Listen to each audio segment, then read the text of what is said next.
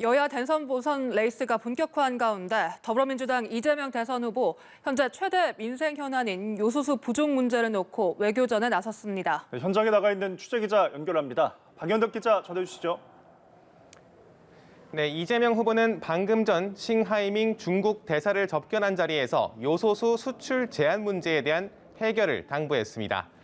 이 후보는 요소수 문제로 한국이 불편함을 겪고 혼란이 발생하고 있다며 중국의 수출 물량 비율이 낮은 만큼 조금 관심을 가지면 혼란 극복에 도움이 될 것이라고 말했습니다. 또 앞으로 한중 경제 의존 관계가 심화될 것인 만큼 리스트를 만들어 비상 상태에 대비해보자는 제안도 했습니다.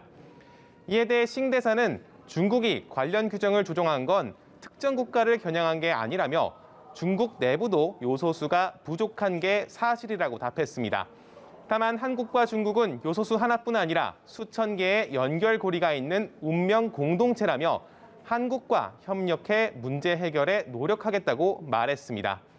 이 후보는 이에 앞서 한국을 찾은 데니얼 크리튼 브링크 미 국무부 동아태 차관보 등을 만나서 한미 동맹 강화도 논의했습니다.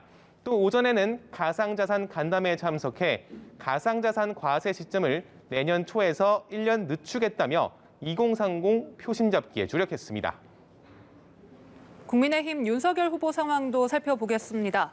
어제 광주를 찾았던 윤 후보, 오늘은 봉하마을을 찾아 노무현 정신 계승을 배우겠다라고 다짐했다고요. 네, 그렇습니다. 오늘 오전 목포에서 일정을 시작했던 윤 후보는 경남 봉하마을로 이동해 고 노무현 전 대통령 묘역을 참배했습니다. 윤 후보는 노 전 대통령이 국민의 사랑을 가장 많이 받은 대통령이었다며 서민적이고 소탈한 모습이 생각난다고 말했습니다. 특히 노 전 대통령이 부당한 기득권, 반칙과 특권과 싸우며 국민 통합에 기여했다며 노 전 대통령의 정신을 배우겠다고 밝혔습니다. 어제 광주 5.18 묘역에서 전두환 옹호 발언을 사과한 윤 후보는 오늘 오전 목포 김대중 노벨평화상 기념관에서 김 전 대통령의 국민통합 정신을 계승하겠다고 언급하기도 했습니다. 이로써 윤 후보는 호남에서 봉하마을로 이어지는 1박 2일의 외연 확장 행보를 마쳤는데요. 내일은 미 외교당국 측과 만난 뒤 외신 기자클럽 간담회를 갖습니다. 네, 그리고 오늘 여야가 아들의 50억 퇴직금 논란이 된 곽상도 의원 사직안을 처리했다고요? 네, 그렇습니다. 오늘 오후 국회 본회의에 올라온 곽상도 의원 사직안이 압도적 찬성표로 가결됐습니다.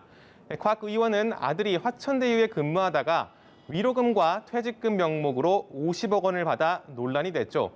곽 의원은 사직안 처리 직후 SNS에 글을 올리고 국민에게 불편을 끼친 건 송구스럽게 생각한다면서도 대장동 화천대유와 자신은 아무 관련이 없다며 수사를 통해 진실을 규명하겠다고 밝혔습니다. 지금까지 국회에서 전해드렸습니다.